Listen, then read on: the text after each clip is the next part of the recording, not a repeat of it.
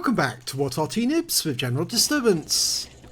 This is a Rheinmetall Borsig Waffenträger. It's a tier 8 German turreted tank destroyer. Yes, it has got a turret. And it's located on the south spawn of Overlord under the command of tiltratt. But I'm afraid tiltratt is going to come across a couple of trolls in this game.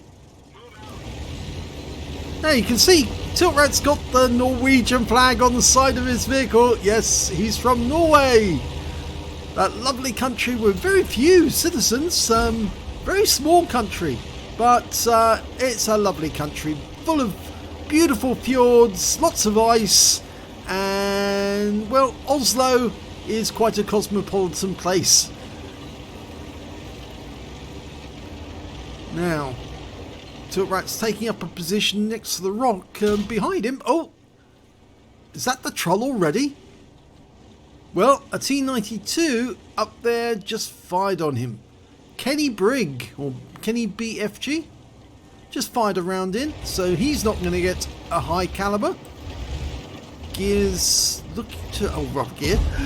tiltratt's looking to get a shot. Oh! And the enemy LCTB gets wiped out by our ISU-152.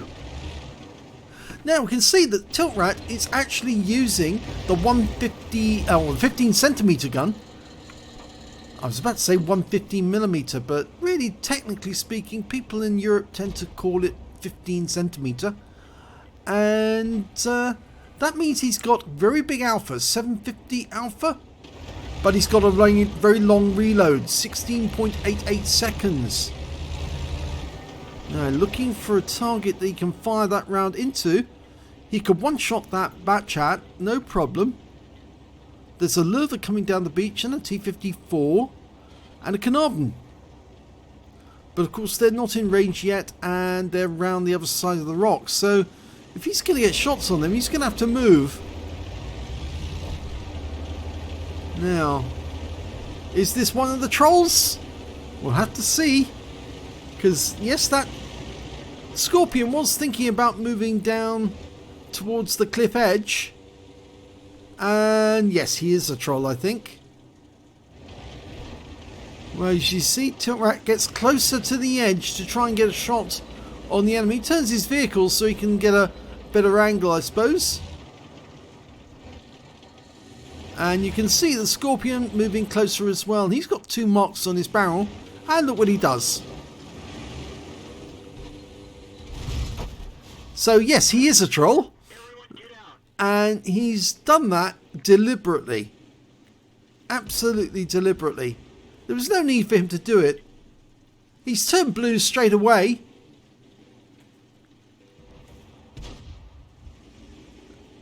And there was plenty of room for them to have 2 tank destroyers up on the cliff shooting at the enemy. So I'm not going to say about the end result of the game, but you can see that he turned blue right away that tiltratt was killed. It was a very nasty thing to do. Now, it is one thing is refreshing. This does actually show that the team damage system is still operating, even though they took team damage out of the game for shots. If somebody actually does push somebody over a cliff and causes them to die, they can still turn blue, which of course means they're now on nobody's team in this game. They're only on their own team and they can be killed lawfully by anyone. Well, the Skorpion is still firing at the enemy, but he's denied tiltratt the opportunity to actually get any more damage in this game, which is rather bad.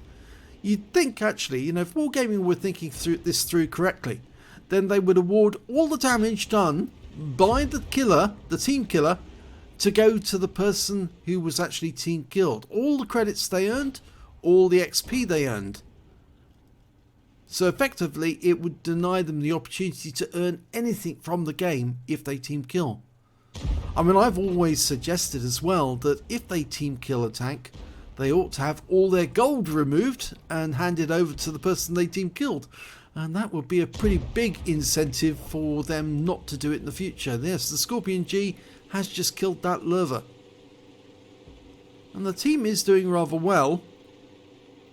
Probably would have done a lot better if tiltratt was still alive. There are 4 tanks up on the enemy now.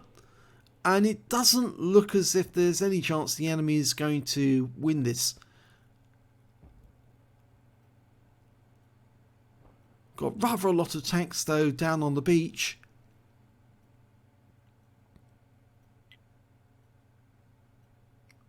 Still 5 tanks up now. 6 tanks up. It's beginning to be a bit of a rout.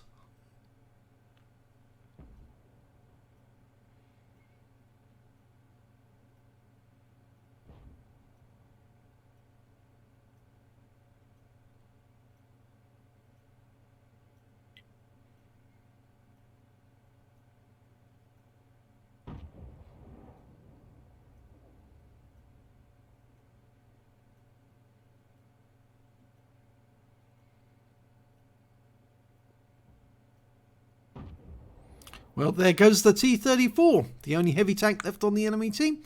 Just leaves a T-28 and another Borsig.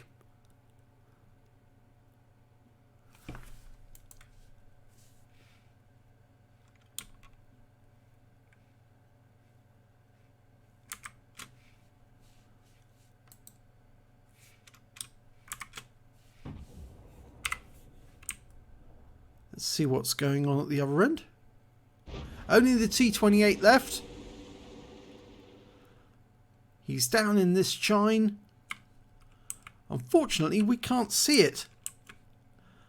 Nope, it's not showing. And he's now dead.